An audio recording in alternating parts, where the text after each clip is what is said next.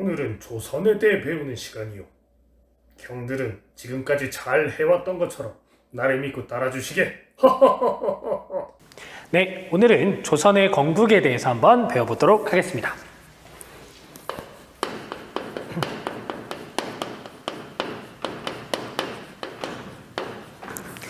우리 고려 말에 공민왕의 개혁 정치로 인해서 성장했었던 세력이 누구였죠? 그래요, 바로 신진사대부들이었습니다.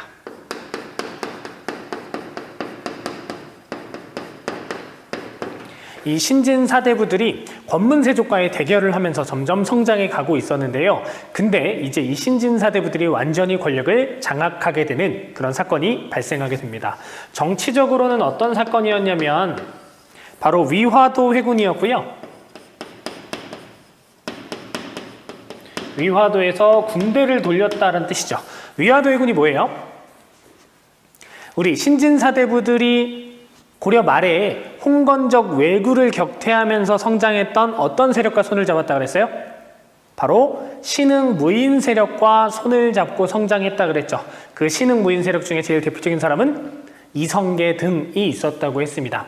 고려 말에 이제 그 요동을 정벌하려고 했어요. 중국 쪽 땅을 이제 정벌하려고 했는데 그때 이성계는 반대합니다. 근데 최영이나 이제 고려의 정부에서는 야, 안 돼, 가야 돼 라고 이제 강제로 보내게 됩니다. 가기 싫은 사람 억지로 보냈으니까 정말 더더욱 싫었겠죠. 그런데 그 위화도에 도착해서 이성계가 고민을 합니다. 이대로 가는 건 안 될 일이야. 우리가 군대를 돌려서 권력을 장악하자. 이러고 군대를 휙 돌려버리게 되는 거죠. 그 사건이 바로 위화도 회군이고요. 그러면서 이제 권문세족들을 몰아내고 이제 신진사대부들이 권력을 장악하게 되는 계기가 됩니다. 그리고 경제적으로는요, 과전법을 실시하게 됩니다.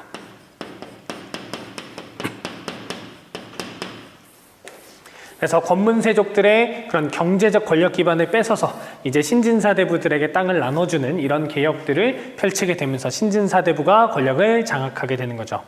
그런데 이제 이 타이밍에 신진사대부들이 둘로 쪼개지게 됩니다. 어떻게 쪼개지게 되냐면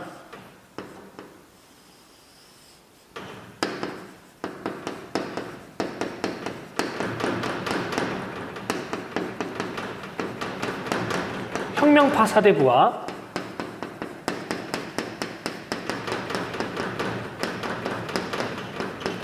온건파사대부로 나뉘어지게 돼요. 혁명파사대부는 고려는 썩었어. 이제 새로운 세상이 필요해. 새로운 왕조가 필요해. 라고 주장하는 사람들이었고요. 온건파사대부는 아니야. 이제 개혁을 통해서 할 수 있어. 우리가 고려라는 그 나라 이름을 지켜야 돼. 라는 입장이었습니다. 혁명파사대부의 대표적인 사람은 누가 있었냐면 정도전 같은 사람이 있었고요. 뭔가 혁명파 같죠? 도전! 챌린지 정! 뭐 이런 느낌이 있고요. 그리고 온건파사대부의 대표적인 사람은 정몽주 이런 사람이 있죠.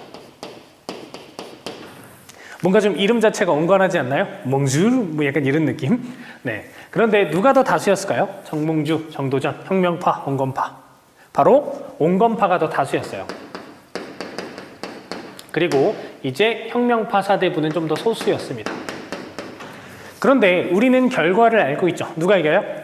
혁명파사대부가 승리하게 되면서 조선을 건국하게 된다라고 하는 걸 알고 있죠. 어떤 일이 펼쳐지게 되냐면 지금 정도전은 누구랑 손을 잡고 있었냐면 이성계랑 손을 잡고 있었습니다. 그리고 이성계한테는 굉장히 뛰어난 아들들이 많이 있었는데 그 중에 대표적인 사람이 이방원 같은 사람이었죠.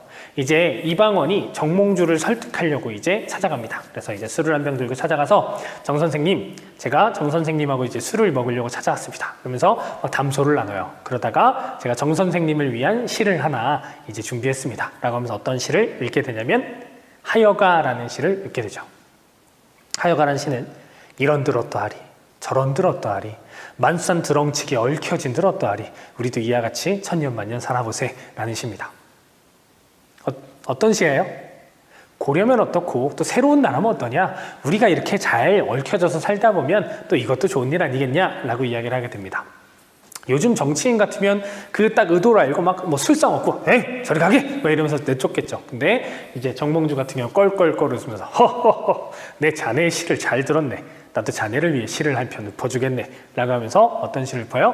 단신무가 이 몸이 죽고 죽어 100번 고쳐주고 백골이 진토되어 넋이라도 있고 없고 임량한 일편단심이야 가실 줄이 있으랴. 내가 죽고 또 죽고 그래서 내 뼈가 백골이 막 먼지가 돼서 사라져도 나는 영원히 고려 왕조의 신하로 남을 거야 라고 하는 자신의 마음을 밝히게 됩니다. 이방원은 그 시를 듣고 생각을 했죠. 정몽주는 설득이 가능하다 불가능하다? 불가능하다. 그래서 정몽주를 제거하게 되는 거죠. 그래서 개성에 있는 선주교 다리에서 이제 철퇴로 정몽주를 내리쳐 죽이게 됩니다. 그리고 나서 이제 급격하게 건국을 준비하게 되고 결국 조선이란 나라가 만들어지게 되는 거죠. 그래서 이 혁명파 사대부는 조선의 건국 세력이 돼서 뭐가 되냐면 관학파 사대부가 돼요. 그리고 온건파 사대부들 같은 경우는 자신의 고향으로 돌아가게 됩니다. 그래서 살인파가 돼요. 선비들의 숲을 이루게 되는 거죠. 그런데 이 관학파 살인파의 대결은 여기서 끝은 아니었어요. 이제 조선 왕조에 걸쳐서 이제 또 일어나게 되는데 그거는 나중에 한번 살펴볼 겁니다. 자, 그래서 이제 조선이 건국되게 되죠. 그래서 태조부터 쭉 왕들이 등장하게 됩니다. 여러분, 조선을 공부하는 가장 좋은 방법 중에 하나는 우선 첫 번째 방법은 왕들의 이름을 다 외워야 됩니다. 태정, 태세, 문단세, 예성, 유민석, 광인영, 숙경, 정수론, 조고순 이거 있죠. 그리고 조종까지 붙여서 여러분들이 이것들을 다 암기해 오셔야 돼요. 알겠죠? 약속 꼭 암기해 오시면 됩니다. 태정, 태세, 문단세, 예성, 연중, 임명선, 광인, 효현, 숙경영, 정순원철, 고순, 조종까지 붙여가지고 여러분 하시면 돼요. 제가 나중에 혹시 기회가 되면 뭐 암기하는 걸 다시 한번 점검해 드리도록 하겠습니다. 자, 태조의 업적은 태조! 조선 건국했죠, 뭐. 조선 건국. 그리고 한양천도 합니다. 한양천도.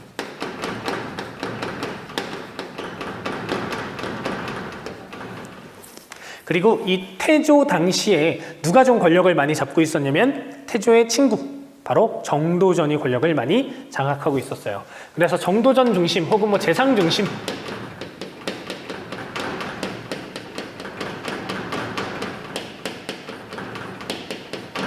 중심에 이런 정치들이 펼쳐지게 된다라고 하는 거 봐두시면 될 것 같아요. 자, 그래서 이제 나라가 건국되고 쭉쭉쭉 발전해가는 그런 정도전이 디자인한 그런 나라들이 유지가 되고 있었거든요. 그런데 어떤 사건이 발생하게 되냐면 우선 이 태조 다음 왕이 누가 될까라고 하는 것에 대한 얘기들이 많이 나오게 됩니다. 보통은 첫째 아들이 물려받겠죠. 근데 그 첫째 아들 같은 경우는 조선 건국에 좀 반대했던 그런 사람이었어요. 그러니까 다 나머지 형제들이 비슷비슷한 상황이었거든요. 그때 태조의 둘째 부인이 정도전을 찾아갑니다. 아직 내 아들들은 어리다. 그래서 내 아들을 왕으로 태자로 이제 삼게 되면 세자로 삼게 되면 당신의 뜻을 이룰 수 있을 거다. 2대에 걸쳐서 재상 중심의 조선이라고 하는 나라의 디자인을 완성시킬 수 있을 거야 라고 하면서 정도전을 찾아가게 돼요. 그래서 정도전이 태조를 설득해서 이제 그 어린 둘째 부인의 아들을 이제 세자로 삼게 하려고 막 설득을 하게 되거든요. 그런 상태에서 너무 화가 나는 애들이 있는 거죠. 누구? 이방원 같이 조선 건국에 앞장섰던 태조의 아들들은 막 너무 화가 나는 거야. 그래서 1차 왕자의 난을 일으켜요. 그래서 정도전과 자신의 그 배다른 동생들을 제거하는 그런 사건이 펼쳐지게 되는데 그게 1차 왕자의 난입니다. 태조 입장에서 너무 화가 났겠죠. 태조 입장에서 너무 화가 나서 어떻게 해버리게 되냐면 옥새를 가지고 이제 함흥으로 가버리게 되죠. 그런데 이제 아버지 저희는 왕자리에 욕심을 부린 게 아니에요 라고 하면서 둘째 형을 왕위에 앉히게 되는데 그게 바로 정종입니다.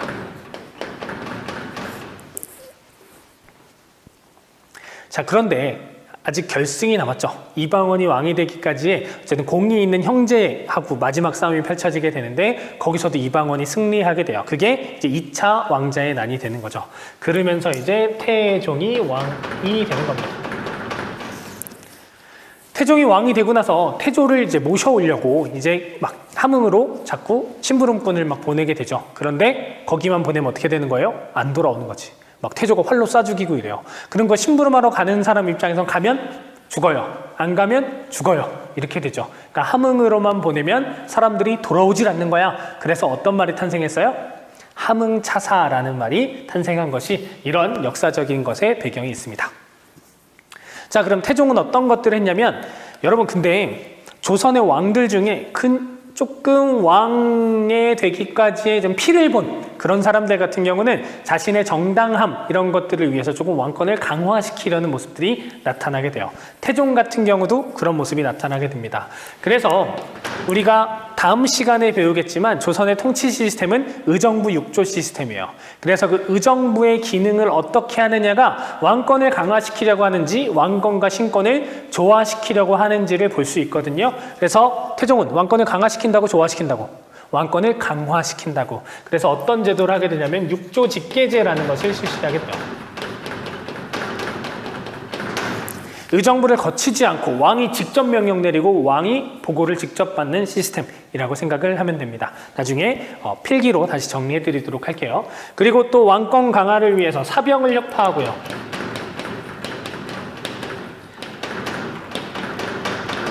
사병은 개인 병사야. 그 개인 병사를 바탕으로 해서 뭐 반란이나 이런 것들이 일어날 수 있기 때문에 그것을 없애버리게 되는 거고요. 그리고 호패법을 실시합니다. 지금으로 따지면 주민등록증 같은 것들을 해서 백성들에 대한 통제도 좀 강하게 하고요. 그리고 뭐 세금도 잘 걷고 이런 모습들이 나타나게 되는 거죠. 그리고 뭐 사관원을 독립시켜요. 나중에 우리가 아직 사관원 그 시스템을 배우지 않았는데 뭐냐면 고려시대 낭사와 같은 역할을 하는 겁니다. 낭사와 같은 역할. 그런데 그 낭사가 원래 제신 밑에 있었죠. 그 제신 밑에 있을 때는 제신이나 이런 애들을 마음대로 못 가잖아. 못 비판하잖아. 그래서 걔네들을 독립시키면서 이제 왕권을 강화시키려는 모습인데 나중에 사관원 설명하면서 한 번 더 설명드리도록 할게요. 지금은 그냥 가볍게만 들어두시면 됩니다.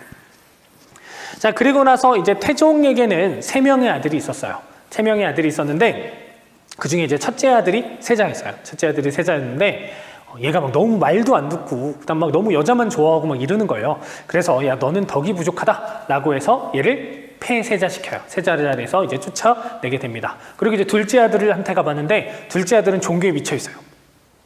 막 불교에 미쳐 있어. 그래서 아버지가 딱 갔더니 막 태종이 갔더니 마하반야바 아버지 오셨습니까? 과한자제 뭐 이러고 있는 거야.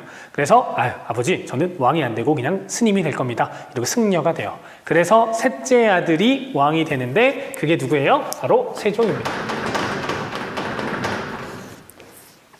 자, 세종은 왕권과 신권의 조화를 꿈꾸게 되거든요. 그래서 의정부 서사제 의정부를 거쳐서 가는 시스템을 하게 됩니다.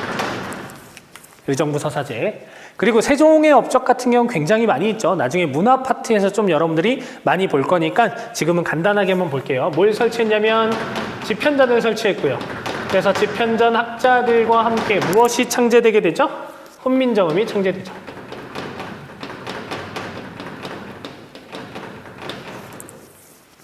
근데 세종 같은 경우는 그냥 문화적인 업적만 있는 게 아니고 어떤 것도 있었냐면 사군육진을 개척하고요. 그리고 쓰시마 정벌.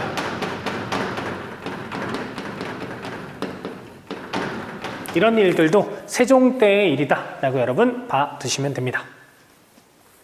그리고 세종한테는 아들들이 굉장히 많이 있었는데요. 그 아들 중에 이제 첫째 아들이 왕이 되는데 누구냐면 태정, 태세, 문종이죠. 문종. 요거는 잘 안 보여도 뭐 안 써도 사실은 상관없어요. 이게 판서로 적어드릴 건 특별히 없으니까. 근데 문종은 태어났을 때부터 몸이 좀 약했습니다. 몸이 좀 약해서 이제 금방 죽게 돼요. 그래서 그의 아들 단종이 왕 위에 오르게 되는데 단종이 이제 왕 위에 오르긴 하지만 좀 왕권이 약하게 돼요. 그래서 그 문종 아버지의 동생이죠. 그러니까 단종 입장에서는 숙부가 되겠지. 그 숙부가 계유정난이라고 하는 수양대군이 이제 난을 일으켜가지고 권력을 장악하게 되고 결국 자신이 왕이 되는 거죠. 이것과 관련되어 있는 영화가 있잖아. 내가 왕이 될 상인가? 그거 있죠. 바로 관상이라는 영화가 이것과 관련되어 있는 내용이니까 영화를 한번 보셔도 좋을 것 같고요. 아니면 나중에 스토리가 궁금하다. 사실 여기 스토리가 굉장히 재밌는 부분이 많이 있거든요. 그 부분이 나중에 궁금하면 여러분이 질문하시면 오프라인에서 한번 기회를 마련해 보도록 하겠습니다. 그리고 나서 이제 세조가 왕이 되죠. 자, 세조 같은 경우는 자기 조카를 몰아내고 왕이 됐잖아요. 그러니까 조금 정당성이 부족해 보일 수 있겠지. 그러니까 비판 이런 거 허용 안 하겠죠. 그래서 왕권을 강화시키려고 합니다. 6조 직계제.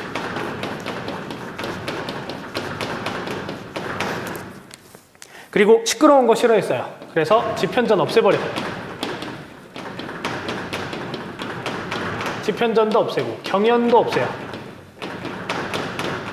경연이라고 하는 건 왕이 수업 듣는 거예요. 왕이 이제 똑똑한 신하들한테 수업 듣는 건데, 야, 내가 제일 똑똑한데 내가 왜 들어? 라고 하면서 이제 경연도 폐지해 버리게 됩니다.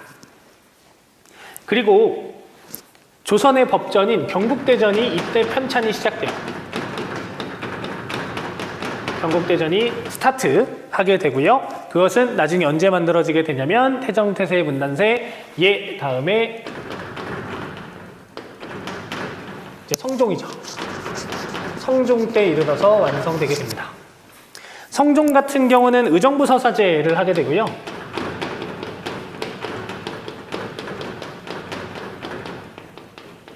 의정부서사제를 실시하게 되고, 그리고 홍문관이라고 하는 걸 만들어요. 이러면서 3사가 완성되게 됩니다. 3사라고 하는 건 우리가 다음 시간에 배울 거니까 조금만 기다려주세요. 그러면서 경연을 부활시키고 더욱더 강화시키게 돼요. 아이고, 으쌰. 그리고 이 경국대전이 이때 시작된 후에 성종 때 가서 완성되게 됩니다. 성자가 붙은 왕들, 우리 그 고려시대에도 있었죠. 고려시대 같은 경우도 이성육부 시스템이라든가 지방간 파견이라든가 뭔가 시스템을 완성시킨 왕에게 붙는 그런 명칭이거든요. 성종 같은 경우도 경국대전이 완성되게 되면서 조선의 통치 시스템이 이제 정립되는 모습이 나타나게 됩니다. 자, 그래서 조선 전기를 보면 관악파가 제가 이렇게 물결로 이렇게 치는 건 주도 세력이라고 보면 돼요. 이거는 우리 나중에 그런 분당 정치할 때도 쭉 이런 시스템으로 볼 거니까 기억을 잘 해두시면 좋을 것 같아요. 그리고 지방에서는 살인파가 있었다.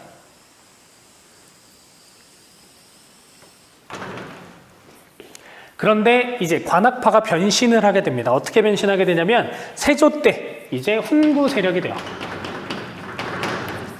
조금 더 수구 세력이 되는 거예요. 수구 세력이 되면서 그런 변화나 개혁이나 이런 것들을 싫어하고 자신이 권력을 독점하는 것에만 관심이 있는 그런 애들이 되거든요. 그러니까 얘네들을 견제하기 위해서 성종 때 누구를 등용하겠어요? 사림들을 등용하게 됩니다. 그래서 사림들이 주로 어디 등용되게 되냐면 고려시대의 대강과 같은 역할을 하는 바로 3사에 등용이 돼요. 그러면서 이제 훈구와 사림의 대결이 이때부터 또 펼쳐지게 되거든요. 그래서 우리가 다음 시간에 이 시기까지 어떻게 시스템이 정비되었는지 살펴보고요. 그리고 이 이후의 상황, 이제 사림과 훈구의 대결 상황 이런 것들을 차근차근 한번 살펴보면 될 것 같습니다.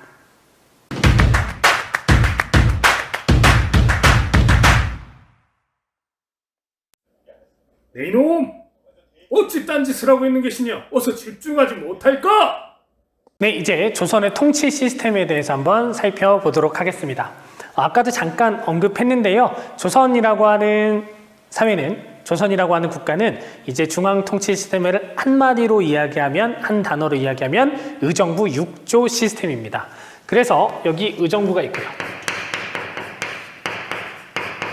의정부는 재상들, 정승들이 모여 있는데요. 그래서 여러분 알고 있다시피 뭐 영의정, 좌의정, 우의정 이런 정승들의 합의 기구라고 생각을 하면 되고요. 그 의정부, 제가 무슨 색으로 할 거냐면 초록색으로 할 겁니다. 초록색. 그래서 이 의정부 밑에 6조가 있는 그런 시스템입니다. 6조 이름은 고려시대랑 뭐 같아요. 이름 자체를 보면 뭐 2호 예병 형공 그 뒤에 부 대신 조가 붙는 거죠. 그래서 의정부 6조가 있습니다. 그리고 이 밑에 어떤 애들이 있냐면요. 의금부가 있어요. 의금부. 그리고 승정원이 있습니다. 의금부와 승정원에는 제가 어떤 색으로 칠 거냐면 빨간색으로 칠 겁니다. 빨간색으로.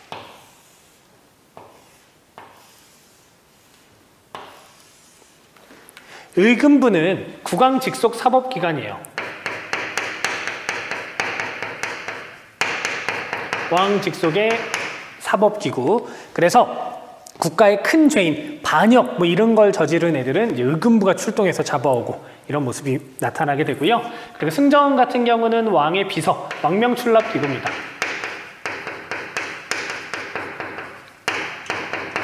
그래서 왕의 비서야. 그 비서 중에 제일 대빵이 누구냐면 그 비서 중에 제일 대빵.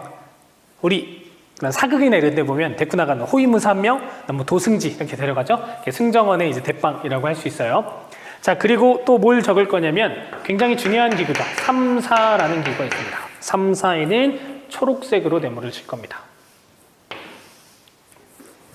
자, 3사라고 하는 건 어떻게 구성이 되어 있냐면 세 개가 사관원, 사헌부, 홍문관 이렇게 구성이 되어 있어요. 사관원에서 주로 하는 일이 간쟁이고요. 그리고 사헌부는 관리의 비행을 감찰하는 역할입니다. 그러면 사관원은 뭐랑 역할이 비슷해요? 고려시대의 낭사랑 역할이 비슷하고요. 그리고 사헌부는 고려시대의 어사대랑 역할이 비슷하죠. 그래서 처음에는 얘네들 사관원 사헌부가 만들어지고 나서 이 둘을 양사라고 불렀어요. 그런데 양사에다가 홍문관이 더해지면서 3사가 된 겁니다. 홍문관 같은 경우는 아까 성종 때 만들어졌죠. 무슨 역할을 해요? 바로 경연을 주로 담당하는 굉장히 중요한 핵심적인 기구였습니다.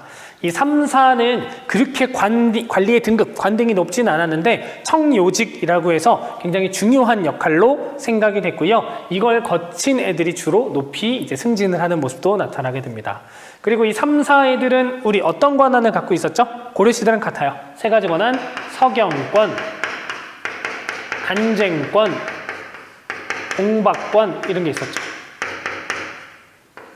그래서 서경권은 하급 관리에 대한 임명 거부권, 간쟁은 전하 그러시면 아니 되옵니다. 그리고 봉박은 편지로 명령을 내리면 봉해서 돌려보내는, 봉해서 반박하는 것. 이렇게 우리가 살펴봤죠. 이게 3사입니다. 자, 그런데 지금 쌤이 빨간색 네모도 쳤고 초록색 네모도 쳤죠. 이 두 개의 차이가 뭘까요? 의금부가 왕 직속 사법기구, 승정원은 왕명을 출납하는 왕의 비서기구. 이 둘은 왕권에 도움이 되는 애들이죠. 왕권을 강화시키는. 그리고 의정부와 3사 같은 경우는 왕이 맘대로 못하게 하는 기구가 되죠. 그러니까 왕권을 좀 견제하는 기구가 되죠. 조선이라고 하는 국가의 시스템은요, 왕권과 신권의 조화로움을 이런 다양한 기구를 통해서 보완하는 거였다라고 여러분 생각해 두시면 됩니다. 그리고 한성부,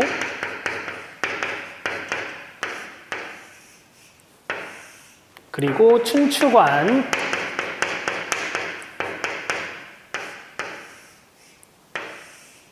그리고 마지막으로 성균관.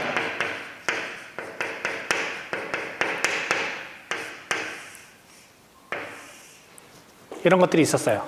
한성부 같은 경우는 서울의 행정을 담당하는 지금의 뭐 서울시청 같은 역할이었고요. 그 다음에 춘추관은 역사편찬. 그리고 성균관은 최고 학부로서 국립교육기관.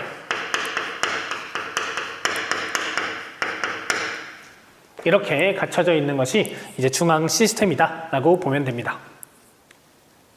자, 그런데 우리가 지난 시간에 의정부 서사제와 육조 직계제에 대해서 좀 살펴봤죠? 그것들이 어떤 시스템으로 이루어지는지 여기 봐드리도록 할게요. 의정부 서사제와 육조 직계제.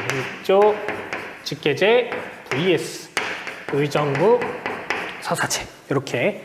자, 육조 직계제 같은 경우는 여기 왕, 의정부, 그리고 육조 이렇게 있으면 육조 직계제 스타일을 빨간색으로, 의정부 서사제 스타일을 초록색으로 이렇게 하겠습니다. 그래서 쭉 이렇게. 자, 육조 직계제 같은 경우는 의정부를 거치지 않아요. 바로 육조에게 직접 명령하고요. 육조가 왕에게 직접 보고합니다. 그럼 이 육조 직계제 스타일하에서 의정부의 역할은 뭘까요? 외교문서. 그리고 중죄인과 관련된 일을 했어요.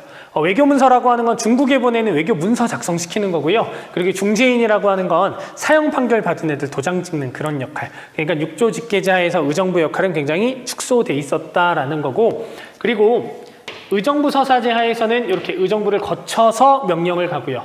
그리고 6조가 보고할 때도 의정부를 거쳐서 가는 이런 시스템이 이제 의정부 서사제다라고 여러분 보면 됩니다. 별로 어렵진 않죠? 자, 6조 직계제를 실시했었던 왕은 태종, 세조가 있고요. 그 다음에 의정부 서사제는 세종, 성종 이렇게 있고 주로 그 이후에 나타나는 조선의 시스템은 의정부 서사제라고 여러분 생각하시면 됩니다. 자, 우리 중앙 살펴봤으니까 뭐 살펴보고 싶어요? 지방 살펴보고 싶죠. 근데 지방 살펴보기 전에 한 가지 주제를 더, 이것도 뭐 크게 중요하진 않으니까 편하게 한번 살펴볼게요. 관리선발. 이것도 우리가 고려시대 때도 살펴봤죠. 우선 제일 첫 번째 메인이 되는 건 과거제고요. 과거 같은 경우는 문과, 잡과가 있었어요. 이거는 고려시대와 똑같죠. 그런데 이제 뭐가 들어왔어? 무과가 들어왔다 라고 하는 거. 그래서 무과 시험이 있었다 라고 하면 여러분 조선시대구나 라는 거 여러분 볼 수 있으면 되고요. 그리고 천거제도도 있었고요. 그리고 음서, 문음이라고도 부르는 음서제도도 있었어요. 천거라고 하는 거는 이제 주로 현직 관리들을 대상으로 하는 경우가 많아요. 그래서 현직 관리들 중에 이 사람이 굉장히 능력이 있다, 능력이 있으니까 좀 더 높이 등용해서 썼으면 좋겠다 라고 하는 제도들이 주로 해당이 되게 됩니다. 그래서 이것의 제일 뭐 대표적인 걸로는 예시로는 어떤 게 있냐면 나중에 우리가 배우게 될 텐데 조광조가 이야기했던 혈량과 같은 게 있어요. 그리고 음서 같은 경우는 고려시대에는 이게 고위관직으로 가는 핵심이었어. 고려시대에 야, 나 음서 출신이야 라고 하는 건 스펙에 도움이 됩니다. 스펙에. 왜? 그만큼 우리 입이 잘 나가 라고 하는 약간 보증수표 같은 느낌이었다면 이 조선시대 음서는 아니에요. 이 조선시대 음서를 통해서 고위관직에 갈 수 없어요. 그러니까 1차 시험 통과 정도로만 활용하는 거지 이걸로 내가 관직에 나왔다? 이러면 별로 높은 관직에 올라갈 수 없는, 그래서 고려시대보다 많이 축소돼 있었다라고 하는 거 봐두시면 됩니다. 됐나요? 네, 이제 지방을 살펴볼게요.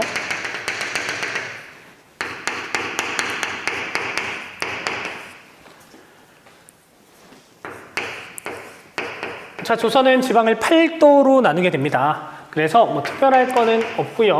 중앙에서 이제 각 지역에 무엇을 파견하게 되냐면 수령을, 지방관을 파견하게 돼요. 고려시대와 차이점은 고려시대는 모든 군현 아니었죠. 파견된 데가 많아, 안 된 데가 많아? 안 된 데가 더 많아요. 그런데 조선은 모든 군현에 파견되게 됩니다. 그럼 우리가 지난 시간에 배운 말로 조금 더 어렵게 표현하면 뭘까요? 지난 시간에 배운 거. 고려는 이게 안 이루어졌다고 했잖아. 바로 전국 단위의 중앙집권이 이제 이루어졌구나 라고 보면 됩니다. 자, 중앙에서 수령을 내려보낼 때 두 가지 원칙이 있습니다. 어떤 원칙이 있냐면 임기제가 있고요. 그리고 상피제가 있어요. 임기제는 임기를 두었다라는 거니까 별로 어렵지 않을 거고요. 상피제는 뭐냐면 내가 연고가 있는 지역에 보내지 않는 거야. 왜 그랬을까요? 부정부패 비리를 막기 위해서. 굉장히 좀 세련된 시스템이죠. 그래서 연고가 없는 지역에 일부러 보내게 되거든요. 그러면 수령은 이 지역을 잘 알아? 잘 몰라? 잘 모르죠. 그러니까 이 지역에 원래 살고 있었던 애가 보좌해 줘야겠네. 향리입니다. 우리 고려시대 향리는 어떤 거였어요? 그 지방의 실질적 지배자였죠. 그런데 조선시대 향리는 세습직 아전으로 전락하게 돼요. 수령을 그냥 단순 보좌하는 역할입니다. 그래서 여러분들 막 옛날 사극 이런 데 보면 막 헤헤 사또 뭐 이런 친구들 있잖아요. 이런 사람들이 바로 향리라고 보면 돼요.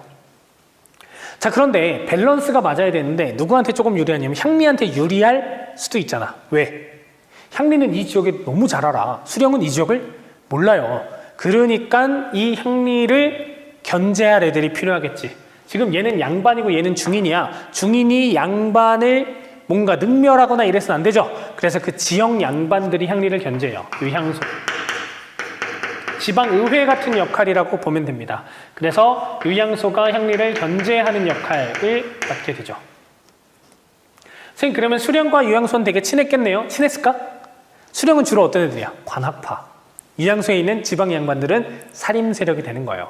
그 지역의 주도권을 누가 잡을 것이냐를 놓고 굉장히 활발한 경쟁도 펼쳐지게 돼요. 서로 견제가 또 펼쳐지게 되죠. 그럼 누구한테 유리해? 수령은 한 명이고 유양소는 다수잖아. 그러니까 이걸 또 견제할 것을 서울에 만들어놨어요. 경제소라고 하는 걸 만들어둬서 이 유향소를 견제하기도 했습니다. 뭔가 조선이라고 하면 되게 뭔가 옛날 같은 뭐 그런 느낌이 있는데 시스템을 살펴보면 굉장히 좀 세련된 그런 느낌이 있죠. 그래서 이제 조선시대에 이르러서 임기제, 상피제를 통해 수령을 파견했다. 그리고 전국의 지방간을 파견했다. 라고 하는 것들 여러분들이 파악해 두시면 될 것 같습니다.